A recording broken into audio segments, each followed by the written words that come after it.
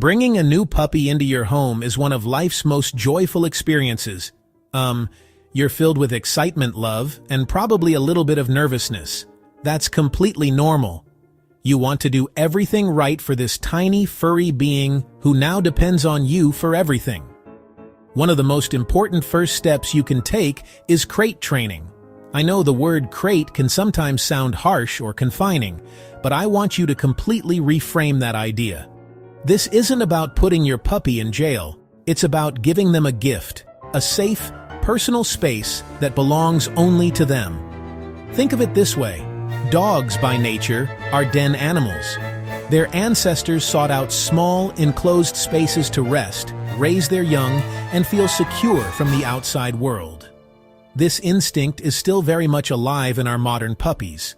A crate taps directly into this deep-seated need. It provides a quiet sanctuary where they can retreat when they feel overwhelmed, tired, or just need a little alone time. When you approach crate training with kindness and positive reinforcement, your puppy won't just tolerate their crate. They will learn to truly love it. The first step is choosing the right crate. Think of it as picking out your puppy's first little apartment.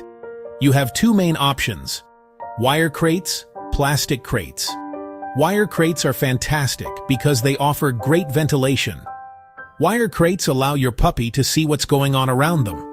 Many wire crates also come with a divider panel. Plastic crates, often called flight kennels, are cozier and more den-like. They can feel more enclosed and secure. There's no single best choice. It really depends on your puppy's personality and your home environment. The size of the crate is absolutely critical. You want a space that is just big enough for your adult-sized dog to stand up, turn around, and lie down comfortably. If you get a crate that is too large for your puppy, they might be tempted to use one end as a bathroom and the other as a bedroom. This is where those divider panels in wire crates are a game changer. Buy a crate that fits your adult dog and use the divider as they grow. Once you have the perfect crate, it's time to furnish it and choose the right location. Location matters.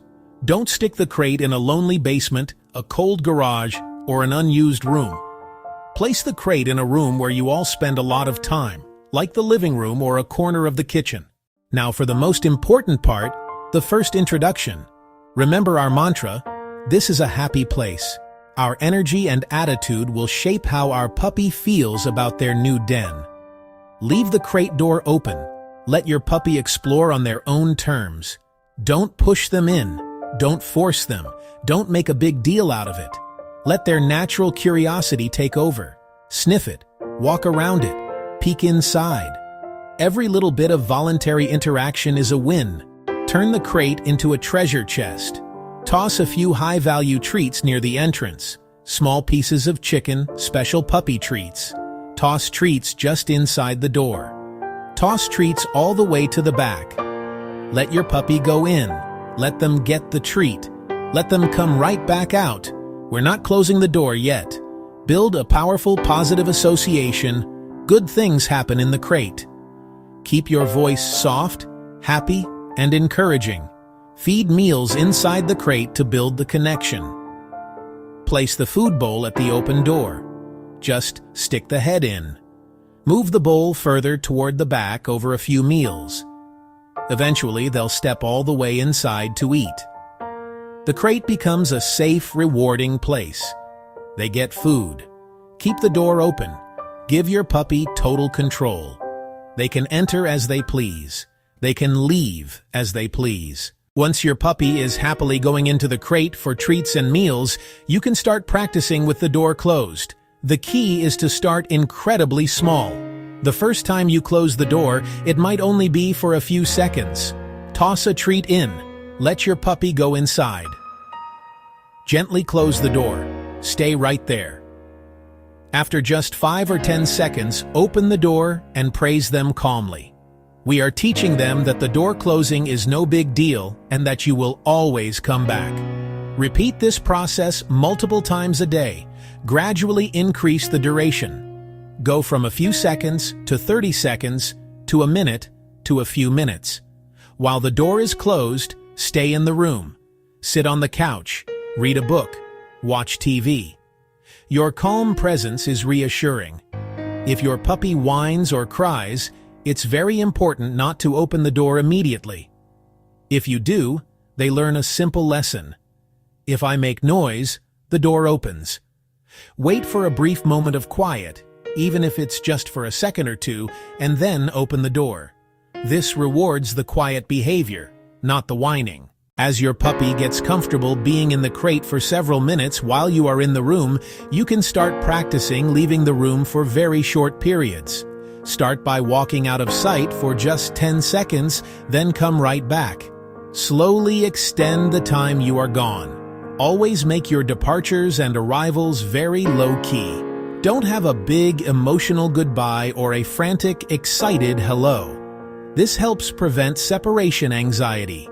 A great tip is to give your puppy a special toy, like a frozen Kong stuffed with peanut butter, right before you leave. A common question is, how long can I leave my puppy in the crate?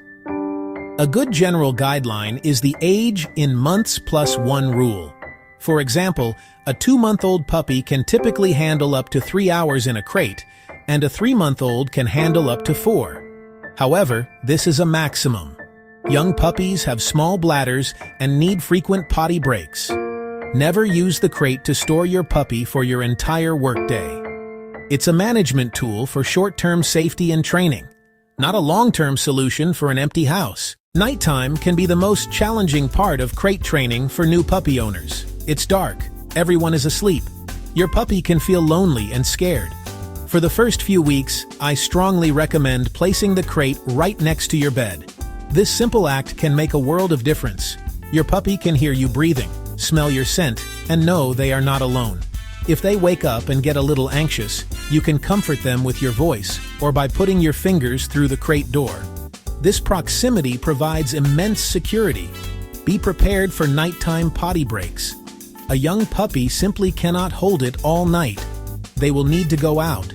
When your puppy starts to whine or fuss in the middle of the night, it's likely a genuine need to go to the bathroom.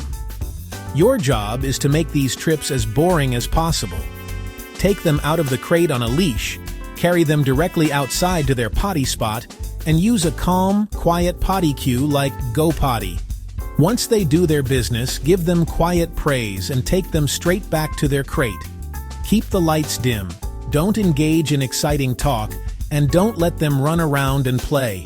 The message should be clear: nighttime is for sleeping, and this is just a quick, all-business bathroom break.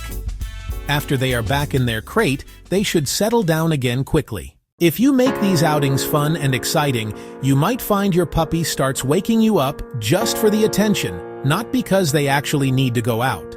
If your puppy continues to whine after you've taken them out and you are certain their needs are met, you may need to wait it out for a few minutes. As long as you know they are not in distress, giving in to every little cry can create a pattern of learned behavior.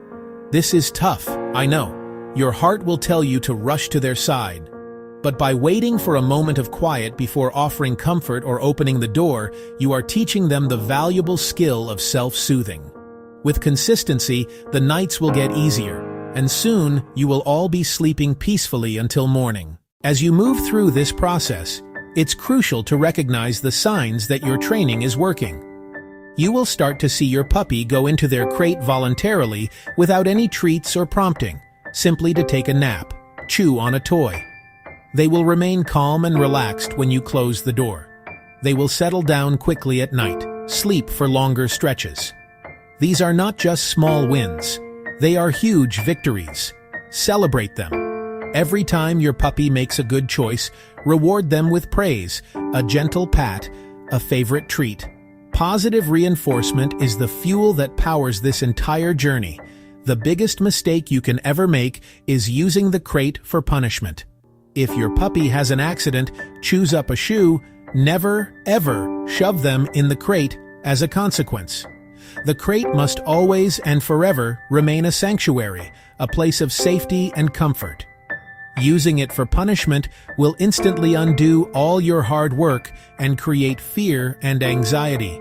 Also, be mindful not to give in to excessive whining once you know all their needs are met. Patience, consistency are your two most powerful tools. This process takes time. Some puppies may love their crate in a few days, others might take a couple of weeks. Don't compare your puppy's progress to anyone else's. Go at your puppy's pace. Keep sessions short and positive.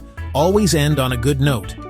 If you feel frustrated, it's better to end the training session and try again later when you are both feeling calm. Your puppy is sensitive to your emotions. A positive, patient attitude will make them feel safe and willing to learn. Embrace this process. The effort you put in now will pay off for years to come.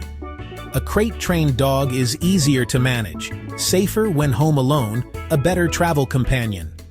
More importantly, you are giving your dog a skill they can use for their entire life, the ability to settle down, relax, feel secure in their own special space. You are not just training your puppy, you are deepening your bond, building a foundation of trust. You can do this. Be kind, be patient, and soon you'll see your puppy happily trotting into their cozy den, all on their own.